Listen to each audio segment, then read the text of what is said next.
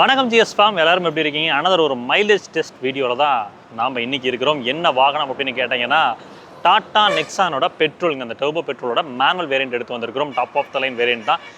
நிறைய பேர் கேட்டது ஆக்சுவலாக அந்த சஃபர் மீட்டரில் இருக்கக்கூடிய கார்கள் ஆல்ரெடி வந்து பிரஸா டெஸ்ட் பண்ணியிருந்தோம். 3XO வந்து கூடிய சீக்கிரம் நம்ம டெஸ்ட் பண்ண போகிறோம். Diesel variant and petrol variant. இப்போ வந்து நம்மக்கிட்ட டாட்டா நெக்ஸானோட பெட்ரோல் ரியல் டைமில் என்ன ஃபியூல் எஃபிஷியன்சி இருக்க போகுது அப்படின்றத பார்க்க போகிறோம். நம்ம வந்து கைண்ட் ஆஃப் ஒரு சிட்டி டிரைவ், அதுக்கப்புறம் வந்து பார்த்திங்கன்னா ஒரு ஹைவே டிரைவ் ரெண்டையுமே கலந்து தான் எடுக்க போகிறோம். ஃபுல் டேங்க் ஃபில் பண்ணிவிட்டு அதுக்கப்புறம் வந்து எல்லா பக்கம் சுற்றிட்டு அதுக்கப்புறம் வந்து ரிமைனிங் என்ன மைலேஜ் வந்து கொடுக்குது, இந்த எவ்வளோ லிட்டர்ஸ் ஆஃப் ஃபியூலை வந்து கன்சியூம் பண்ணியிருக்கு அப்படின்றது எல்லாத்தையுமே கிளியராக தெரிஞ்சுக்கலாம். வீடியோக்குள்ளே ஃபர்தராக போகிறதுக்கு முன்னாடி நமக்கு இன்றைக்கி இந்த வாகனத்தை ரிவ்யூ கொடுத்து சப்போர்ட் பண்ண விக்டரி டாடா ஷோரூமுக்கு ஒரு ஷவரை கொடுத்துலாம். நீங்கள் டாட்டா நிறுவனத்தில் நல்ல குவாலிட்டியான சர்வீஸில் கார்கள் வாங்கணும் அப்படின்னா டெஃபினெட்லி நீங்கள் இவங்களை ரீச் அவுட் பண்ணலாம்.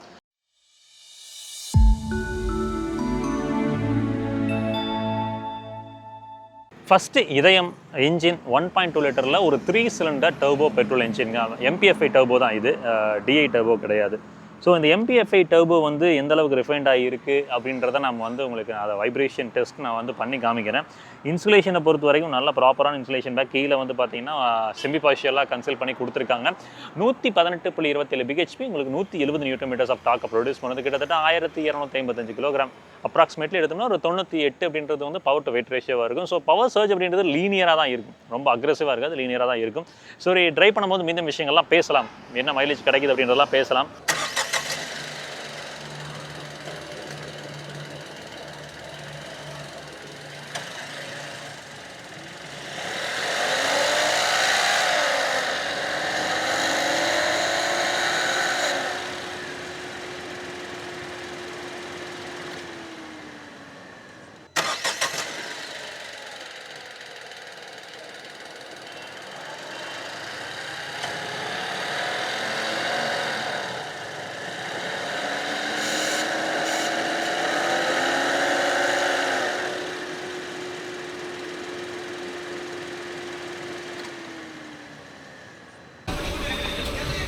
ஓகே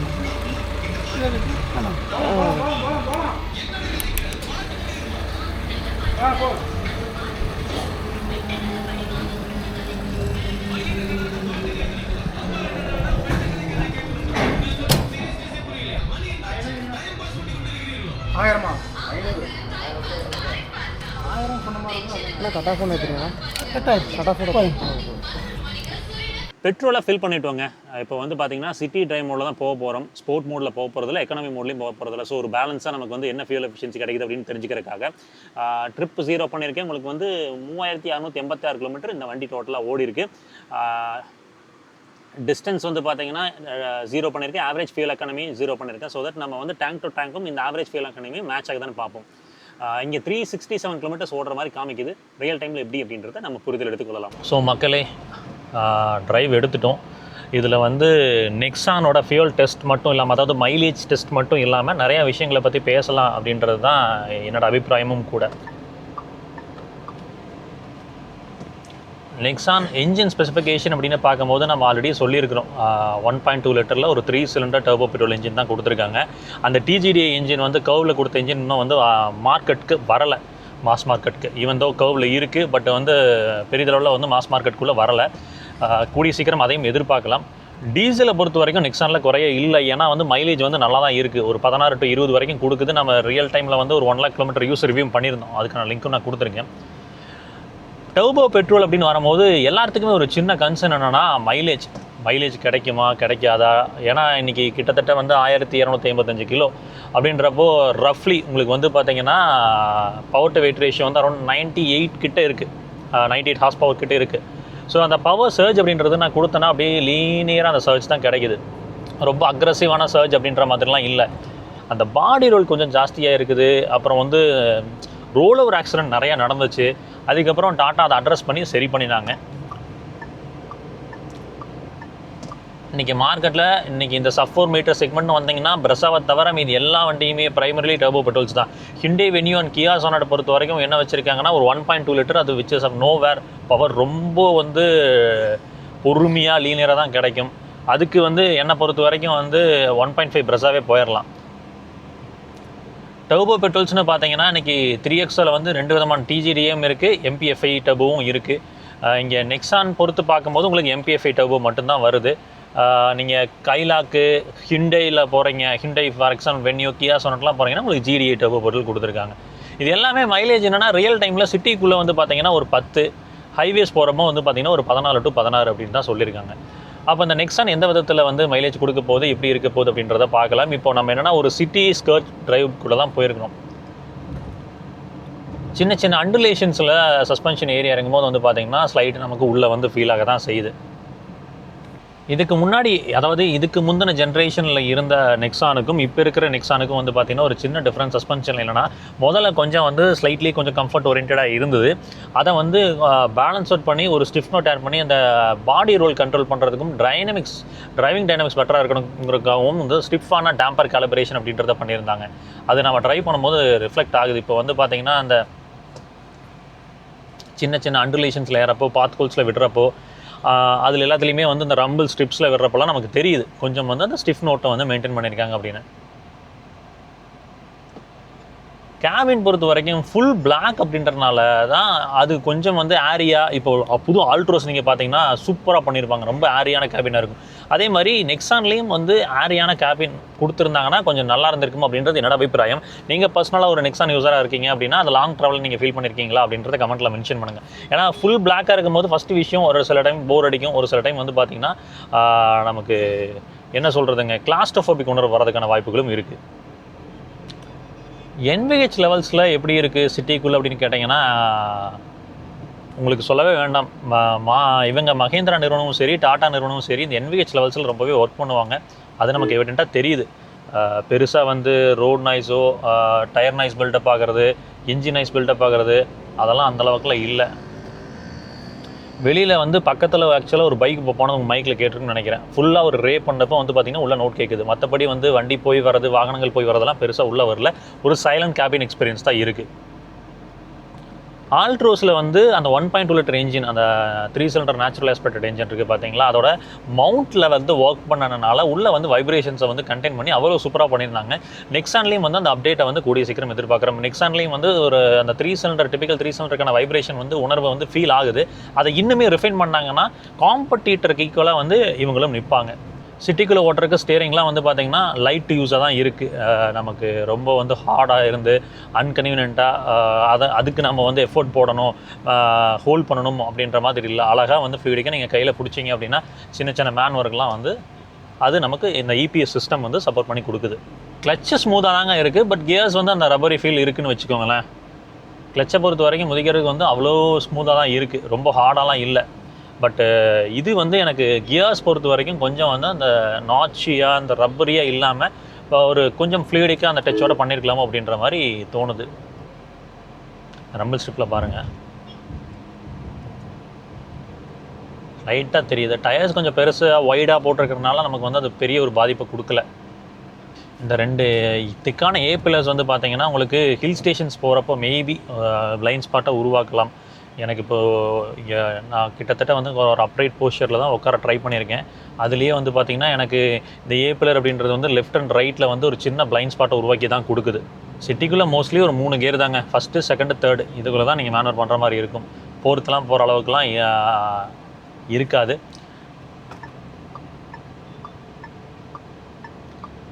இந்த ஹை டெஃபினேஷன் கேமராவோட கிளாரிட்டி உண்மையிலுமே அதை பாராட்டி ஆகணும். ஈவன் இன்றைக்கி டியாகோவில் கொண்டு அந்த ரிவர்ஸ் கேமரா வந்து பார்த்திங்கன்னா அவ்வளோ கிளாரிட்டியோட கொடுத்துருக்காங்க. டாட்டா குவாலிட்டி செக்கில் மட்டும், குவாலிட்டி கண்ட்ரோலில் மட்டும் அங்கே ஃபேக்ட்ரியிலிருந்தே வந்து நிறைய விஷயங்களை கவனிச்சாங்கன்னா இன்றைக்கி நம்பர்ஸ் பண்ணுறதுக்கு அவங்களுக்கு உதவும். நான் பர்சனலாக ஃபீல் பண்ணது தான். இன்றைக்கி டீலர்ஷிப் லெவலில் வந்து ஒரு சில டீலர்ஷிப்ஸ் நல்லா எஃபர்ட் போடுறாங்க அப்படின்ற பட்சத்தில் அங்கே டாட்டா சைட்லேருந்துமே வந்து அந்த எஃபர்ட்டுங்கிறது ஃபுல் ஸ்விங்கில் அந்த QC அப்படின்றதெல்லாம் ப்ராப்பராக பண்ணாங்கன்னா உண்மையிலுமே ரொம்ப நல்லாயிருக்கும். பாருங்கள் பவர் சர்ஜே நம்ம பெடல் டு மெட்டல் கொடுத்தோம்னாலும் அந்த டர்போ ஸ்பூலிங் ஆச்சுனாலும் அந்த சர்ஜ் அப்படின்றது லீனியராக, அதாவது லீனியருக்கு நிறைய பேர் கேட்டிருந்தீங்க. லீனியர்னா எப்படி சொல்கிறேன்னா ஒரே சீராக வர்றதுங்க. நம்ம வந்து அழுத்தின உடனே அப்படியே பின்னாடி தள்ளி ஒரு இழுக்குமான்னு கேட்டிங்கன்னா இல்லை, அந்த சீரான பவர் டெலிவரி தான் இந்த காரை பொறுத்த வரைக்கும் இருக்குது. இன்றைக்கி அதுமெல்லாம் BS6 ஸ்டேஜ் 2லாம் வந்துருச்சுங்க அப்படின்றப்ப இன்றைக்கி TGDI என்ஜின்ஸே வந்து பார்த்திங்கன்னா அந்த பவர்ஃபுல்லாக புஷ்பேக் பண்ணி இழுக்கிற அளவுக்குலாம் இல்லை. தென் முக்கியமான விஷயம் எல்லாத்துக்குமே சொல்லணும்னு நினச்சி, இந்த மாதிரி சிட்டியில் வந்து அதிக ட்ராவல் இருக்குது, வெளியில் அப்பப்போ வந்து நீங்கள் ஹைவேஸ் போவீங்க, நீங்கள் காருன்னு பர்ச்சேஸ் பண்ணிங்கன்னா தயவு செஞ்சு டேஷ் கேமை பை பண்ணிக்கோங்க. இன்றைக்கி டேஷ் கேம் வந்து நிறைய இடத்துல உதவி கொடுக்குது. நீங்கள் இன்சூரன்ஸ் நாளைக்கு ஒரு கிளைம் போகிறீங்கன்னா மிகப்பெரிய சப்போர்ட்டிவாக இருக்கும். நாளைக்கு ஏதாவது கேசஸ் ஃபைல் பண்ணுறீங்க, எஃப்ஐஆர் ஃபைல் பண்ணுறீங்க அப்படின்னாலும் உங்களுக்கு வந்து உங்கள் சைடில் நீங்கள் ஸ்ட்ராங்காக இருக்கணும் அப்படின்னா அந்த டேஷ் கேம் அப்படின்றது ரொம்ப உதவி கொடுக்கும். எவ்வளவோ அக்சசரிக்கு செலவு பண்ணுறீங்க, தயவு செஞ்சு ஒரு கார் வாங்கினீங்கன்னா டேஷ் கேம் அப்படின்றதையும் போடுங்க. நாம் பர்சனலாக வந்து ஃப்ளீட் ட்ராக் பிராண்டோட டேஷ் கேம் தான் பயன்படுத்திட்டு இருக்கிறோம் 5 மாதமாக கிட்டத்தட்ட. நம்ம பார்க்குறப்போ அதோட குவாலிட்டி நல்லாயிருக்கு, நைட் டைமில் விஷன் நல்லாயிருக்கு. ஸோ அதனால் நம்ம சஜஸ்ட் பண்ணுறோம். நீங்கள் அதுக்கான லிங்க் கொடுத்துருக்கேன், நீங்கள் வேணும்னா பயன்படுத்திக்கோங்க. இல்லைனா நீங்கள் உங்களுக்கு பிடிச்ச டேஷ் கேம் கூட மாட்டிக்கோங்க. ஆனால் தயவு செஞ்சு டேஷ் கேம் அப்படின்றத உங்கள் காரில் ஒரு முக்கியமான அக்சசரியாக வச்சுக்கோங்க. ஓரளவுக்கு neck to neck city traffic தான். நம்ம இதில் கியர்ஸில் ஒர்க் பண்ணுறப்போ எனக்கு கிளச்சு பூ மாதிரி இருக்குது, முதிச்சா அழகாக போகுது. இந்த கியர் தான் உங்களுக்கு வந்து நாச்சியார் அந்த இருக்கிறனால கரெக்டாக ஃப்ளூயிடிக்காக போய் அந்த ஸ்லாட் ஆகிறது வந்து பார்த்திங்கன்னா அந்த ஃப்ளூயிடிக்காக இருக்கிறது இல்லை. ஜாப்பனீஸ் ஆட்டோ மேக்கர்ஸ் மாதிரி, கொரியன் ஆட்டோ மேக்கர்ஸ் மாதிரி. அதுதான் வந்து ஒரு சின்ன ட்ராபேக்காக பார்க்குறேன். டாட்டா அதில் கொஞ்சம் ஒர்க் பண்ணணும். நீங்கள் கொஞ்சம் வந்து மைலேஜ் பெட்டராக வேணும், பெட்ரோல் தான் வேணும் அப்படின்னா நீங்கள் இதில் சிஎன்ஜி ஆப்ஷனும் இருக்குது. நீங்கள் வேணும்னா போய்க்கலாம். சிஎன்ஜி பொறுத்த வரைக்கும் ரியல் டைமில் ஒரு 20 to 22 அப்படின்றது கேரண்டீடாக கிடைக்குங்க. ஹைவேஸ் போகிறப்போ இதோட டிரைவிங் டைனமிக்ஸ் ஃபோக்கஸ்டாக, ஸ்டியரிங்கோட ஃபீட்பேக்கு, டிரைவிங் கேரக்டரை பற்றி முழுமையாக புரிதல் எடுத்துக்கொள்ளலாம். சிட்டிக்குள்ளே பிரதானமாக சொல்கிறது சின்ன சின்ன பாத் ஹோல்ஸ், பேச்சஸ்லாம் சஸ்பென்ஷன் வந்து கிளைட் ஆகி போகுது. ஒரு சின்னதாக மட்டும் உள்ளே ஃபீல் ஆகும். முதல்ல இருந்த சஸ்பென்ஷன் ஆக்சுவலாக நெக்ஸ்ட் ஆனது ரொம்ப சூப்பராக இருக்கும், சாஃப்டாக இருக்கும், அக்செப்ட் பண்ணிக்கும். பட் இப்போ வந்து கொஞ்சம் ஸ்டிஃப் நோட் இருக்கிறனால அது அப்படி தோணுது. சின்னதாக அந்த விஷயங்கள்லாம் நமக்கு ஃபீல் ஆகுது. மற்றபடி எவ்ரி திங் இஸ் ஃபைனுங்க. விசிபிலிட்டி அப்படின்றது ட்ராவல் பண்ணுறதுக்கு நம்ம இந்த ஓஆர்விஎம்மோட விசிபிலிட்டிலாம் க்ளீன் அண்ட் கிளியராக தான் இருக்குது. என்ன இது வந்து கொஞ்சம் ஒரு திக்கான ஏ பில்லர் அப்படின்றதுனால ஒரு சில இடத்துல மட்டும் ஒரு பிளைண்ட் ஸ்பாட்டை க்ரியேட் பண்ணுதுங்க. ஹூடோட விசிபிலிட்டிலாம் க்ளீன் அண்ட் கிளியர், அதிலெல்லாம் எந்த விதமான ஒரு பிரச்சனைகளும் தெரிய வந்ததாக இல்லை. ஏசி த்ரோ நல்லா இருக்கான்னு கேட்டிங்கன்னா ஏசி ஆக்சுவலாக நல்லா தான் இருக்குது. நாம் ரெகுலராக வைக்கிறது 23.5 இருக்குது, 24 கூட வச்சுக்கலாம். இதுதான் ரெகுலராக நம்ம வச்சு ஃபியூல் டெஸ்ட் பண்ணுறப்போ பயன்படுத்துவோம். ஆப்டிமலான ஒரு டெம்பரேச்சர்னு வச்சுக்கோங்களேன். என்னென்னா அந்த என்ஜினோட சத்தம், அதுக்கப்புறம் வந்து இந்த ரோட் நாய்ஸ் அப்படின்றது மட்டும் தான் ஸ்லைட்டாக வருது. அந்த இன்சுலேஷன் ஆக்சுவலாக ரொம்ப நல்லா வேலை செஞ்சுருக்காங்க. மற்ற பிராண்டை காட்டிலும் இவங்களுக்கு வந்து என்ஜின் லவுடர் தான். அதனால் வந்து அந்த இன்சுலேஷன் பேக்லாம் வந்து பார்த்திங்கன்னா நிறைய பயன்படுத்தியிருப்பாங்க. அது வந்து ரிசல்ட் வந்து உள்ள கேபின்குள்ளே ஒரு சைலண்ட் எக்ஸ்பீரியன்ஸை கொடுக்குதுங்க. ஆக்சுவலாக டர்போ பெட்ரோலில் மைலேஜ் எப்படி எடுக்கிறது, டர்போ பெட்ரோல் 80 ஆட்டோமேட்டிக் ஓட்டுறப்போ எப்படி மைலேஜ் எடுக்கிறது அப்படின்னு நிறைய பேர் கேட்டுட்டு இருந்தீங்க. அதுக்கு டெடிக்கேட்டடாக ஒரு வீடியோ பண்ணியிருக்கேன். அதுக்கான லிங்க்கும் வந்து கொடுத்துருக்கேன் கீழே, நீங்கள் டிஸ்கிரிப்ஷனில் பார்த்தீங்கன்னா தெரியும், செக் அவுட் பண்ணுங்கள். என்னன்னா இந்த நெக் டு நெக் நம்ம சிட்டி டிராஃபிக் ஒரு பெங்களூர், சென்னை மாதிரி சிட்டிக்குள்ளே ஓட்டுறோம்னா டர்போ பெட்ரோல் எடுக்கிறப்ப என்னென்னா ஃபஸ்ட்டு அந்த இன்ஜின் ஸ்ட்ரெஸ் ஆகிறது ஒரு பக்கம், இன்னொரு பக்கம் என்னென்னா நீட் ஆஃப் டர்போ பெட்ரோலுங்கிறதே போயிருது இல்லைங்க. டர்போ பெட்ரோலுங்கிறதே நம்ம வந்து பர்ஃபார்மன்ஸ் ஓரியன்டாக அந்த டிரைவை ஃபீல் பண்ணி ஓட்டணும் அப்படின்றதுக்காக தான் வாங்குகிறோம். வேறு இங்கே நீங்கள் சிட்டிக்குள்ளே வந்து அந்த டிரைவை ஃபீல் பண்ணி ஓட்டுறதுக்கெலாம் எதுவுமே கிடைக்காது. அப்போ என்னங்கிறது வந்து will be better option. 50% highways 50% சிட்டினா வேணால் நீங்கள் வந்து டர்போ பெட்ரோல்ஸ் போகிறது ஒரு நல்ல ஐடியாவாக இருக்கும். மைலேஜ் எதிர்பார்க்குறீங்க அப்படின்னா டர்போ சிஎன்ஜி, இல்லை டார்க்கும் வேணும், நல்ல பெட்டரான ஒரு டார்க்கும் வேணும்னா டீசல் நல்லாயிருக்கும். டீசல் ஆக்சுவலாக இவங்களுக்கு அந்த ஏர் ப்ளூ கிடையாது. இப்போ பாருங்கள், 3rd கியரில் மேலே ஏறுறேன், நல்லா கம்ஃபர்டபுளாக ஏறுதுங்க. வண்டியில் 2 பேர் இருக்கோம். அப்ராக்சிமேட்லி ஒரு 80-80ன்னு வச்சிங்கனாலும் ஒரு 120 கிலோ வெயிட்டு வண்டி கூட. ஆனால் கம்ஃபர்டபுளாக தான் ஏறுது, இல்லைலாம் குறையே இல்லை.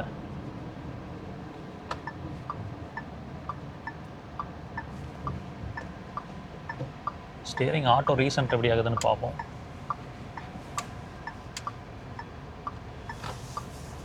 அதெல்லாம் அழகாக ஆகுது. டாட்டா பொறுத்த வரைக்கும் ஒரு சில விஷயங்கள்லாம் நல்லாவே இம்ப்ரூவ் பண்ணியிருக்காங்க. அந்த ஸ்டியரிங் கேலிப்ரேஷன் பர்சனலாக நம்ம 2 வீடியோவில் சொல்லியிருக்கிறோம். ஸ்டியரிங் கேலிப்ரேஷன் நல்லா இருக்கணும். அது உண்மையிலுமே வந்து நம்ம இந்த மாதிரி இடத்துலலாம் ஃபீல் பண்ண முடியுது. சிட்டி டிரைவ் பொறுத்த வரைக்கும் எனக்கு தெரிஞ்ச ப்ளஸ் அண்ட் மைனஸ் எல்லாத்தையுமே சொல்லியிருக்கேன். ஒரு ஹைவே ஸ்ட்ரெச் எடுத்து மீதம் விஷயங்களை நான் இன்னும் கொஞ்சம் தெளிவாக சொல்கிறேங்க. இன்னொரு 2 கிலோமீட்டர்ஸ் கிட்ட கிராஸ் பண்ணிட்டோம்னா ஹைவே ஸ்ட்ரெச் வந்துடும். அதுக்கப்புறம் மீதம் விஷயங்களை இன்னும் கிளியராக நம்மளால் புரிதல் எடுத்துக்க முடியும். ஏன்னா அங்கே தான் அந்த டர்போ பெட்ரோலோட பர்ஃபார்மன்ஸ் எப்படி இருக்குது, டிரைவபிலிட்டி அதாவது கேரக்டர் எப்படி இருக்குது, ஹேண்ட்லிங் கேரக்டர் எப்படி இருக்குது, அதெல்லாமே புரிதல் பெட்டராக எடுத்துக்கலாம். நம்ம சிட்டிக்குள்ளே எங்கேங்க வேகம் போக முடியல, ஒரு 40, 50 அந்த மாதிரி தான் போயிட்டுருக்கோம். ஹைவேஸ் போகிறப்ப கம்பல்சரி 100 to 120 வரைக்குமே போய் பார்க்கலாம். ஏன்னா ரீசெண்டாக போட்ட மைலேஜ் டெஸ்ட்டில் நிறைய மக்கள் சொன்னது உருட்டிட்டு போகாதீங்க அப்படின்னு சொல்லி, அதை நம்ம கிளியர் கட்டாக செஞ்சு காமிச்சிடலாம். ஒரு 100+ ட்ராவல் பண்ணிக்கலாம் முடிஞ்ச வரைக்கும். ஒரு சிட்டி டிரைவ் கம்ப்ளீட் பண்ணியிருக்கோங்க. ஹைவே ஸ்டெச் கிட்ட வந்திருக்கோம். 27.3 கிலோமீட்டர் வந்து சிட்டியில் நம்ம ஓட்டியிருக்கோம் இப்போ வரைக்கும். 11.3 அப்படின்றது ஆவரேஜ் ஃபியூல் எஃபிஷியன்சியாக இருக்குது. சரி வாங்க ஹைவேஸ் போவோம், ஹைவேஸில் எந்த அளவுக்கு வந்து பெட்டர்மெண்ட் இருக்குன்னு பார்ப்போம். கோயம்புத்தூர் NH ஹைவேஸ்க்குள்ளே இப்போ தாங்க வந்திருக்கோம். ஸோ ஹைவேஸில் வந்து பார்த்தீங்கன்னா ஓரளவுக்கு ஸ்பீடை பில்ட் பண்ணிக்கலாம். என்னன்னா ஒரு 1700 பிலோ வரைக்கும் வந்து பார்த்தீங்கன்னா அந்த டர்போ லேக் அப்படின்றது எவிடென்ட்டாக ஃபீல் ஆகுது. 1700 to 1800 கிராஸ் பண்ணதுக்கப்புறம் தான் அந்த பவர் டெலிவரி அப்படின்றது லீனியராக நமக்கு கிடைக்க ஆரம்பிக்குதுன்னு வச்சுக்கோங்களேன். இந்த ஓவர்டேக் எடுக்கிறப்பெல்லாம் வந்து பார்த்திங்கன்னா கம்பல்சரி நம்ம வந்து ஹையர் கியர்ஸில் வந்து எடுக்கிறது பதிலாக டவுன் ஷிஃப்ட் பண்ணி எடுத்தோம்னா தான் அந்த புல் அப்படின்றது வந்து நல்ல ஒரு சர்ஜாக கிடைக்கும். 105 வந்து ஸ்பீடோமீட்டர் படி இருக்குது. ஒரு 100+ வந்ததுக்கப்புறம் நமக்கு வந்து வின் நாய்ஸ் உள்ள பில்ட் ஆகுது, டயர் நாய்ஸ் உள்ள பில்ட் ஆகுதுனாங்க கேட்டிங்கன்னா எதுவுமே இல்லை. வின் நாய்ஸ் மட்டும் ஸ்லைட்லி க்ரீப்பின் ஆகுது. அதுவும் இன்றைக்கி காற்று பயங்கரமாக அடிக்குது. நீங்கள் வெளியில் ஸ்க்ரீனில் பார்க்கும்போது தெரியும்னு நினைக்கிறேன். காற்று இன்றைக்கி கொஞ்சம் ஜாஸ்தியாக இருக்குது, அதனால தெரியுது. அவ்வளோ அற்புதமாக அந்த NVH லெவல்ஸில் வந்து ஒர்க் பண்ணியிருக்காங்க. அது வந்து கண்டிப்பாக நம்ம பாராட்டி ஆகணுங்க. ஏன்னா இன்றைக்கி ரொம்ப ஒரு எப்படி சொல்கிறது, கன்வீனியண்ட்டான ஒரு டிரைவ். இந்த மாதிரி சத்தம்லாம் இல்லாமல் பீஸ்ஃபுல்லாக ஓட்டணும் அப்படின்னு நினைக்கிறவங்களுக்கு இது ரொம்பவே ஒரு ஆடட் அட்வான்டேஜாக இருக்க போகுது. டயர் நாய்ஸுமே பெருசாக பில்ட் ஆகி உள்ளே வரல, நல்லா இன்சுலேட் பண்ணியிருக்காங்க. ஒரு 3500 to 4000 RPM போகுது பாருங்கள். அப்போ வந்து ஸ்லைட்டாக அந்த வைப்ரேட் ஆகிறது நம்மளால் ஃபீல் பண்ண முடியுது. அந்த என்ஜினோட வைப்ரேஷன் அப்படின்றது உள்ள கேபின்குள்ளே ஃபீல் பண்ண முடியுது. பாடியில் த்ரூ அவுட் நமக்கு தெரியுது. ஸ்பீட்ஸில் நம்ம வந்து லெஃப்ட் அண்ட் ரைட் அந்த கர்வ் போகிறோம் இல்லைங்க, இப்போ கூட நம்ம வந்துடலாங்க, அந்த மாதிரி அந்த கர்வில் வரப்போ இப்போ பாருங்கள். இதில் வந்து டக்குன்னு இப்படி ஒரு எடுக்கிறோம் அப்படின்னா அந்த ஹையர் கிரவுண்ட் கிளியரன்ஸ் அப்படின்றது ஒரு பாடி ரோலை வந்து கண்டிப்பாக நமக்கு கொடுக்குது. ஃப்ரண்ட்டில் எனக்கு தெரியுது. சவுந்தர் பின்னாடி எப்படி இருக்குது? பாடி ரோல் இருக்குது. வின் நாய்ஸ் டயர் நாய்ஸ்லாம் எப்படி இருக்குது உள்ள? தெரில.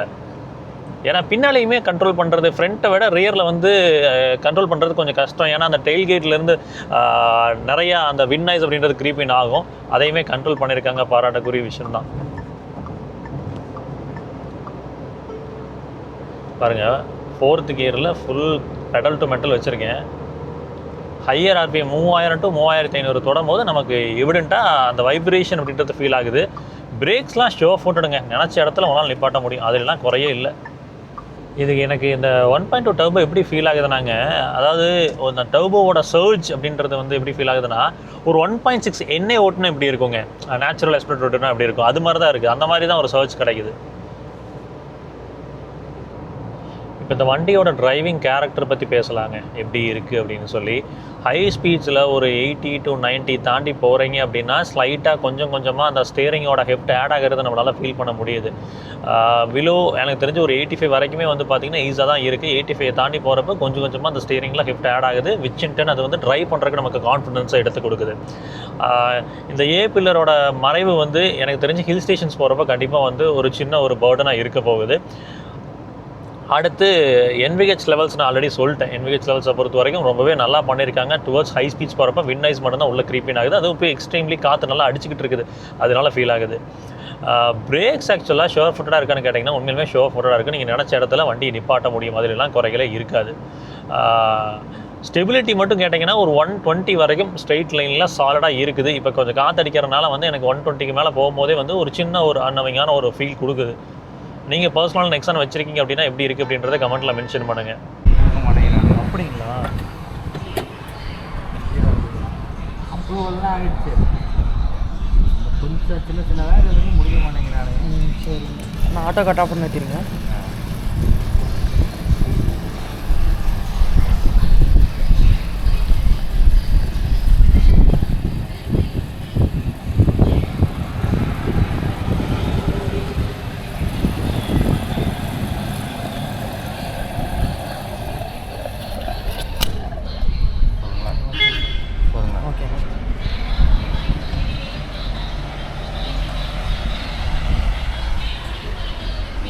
மக்களே ஓடோமீட்டரை பாருங்கள்.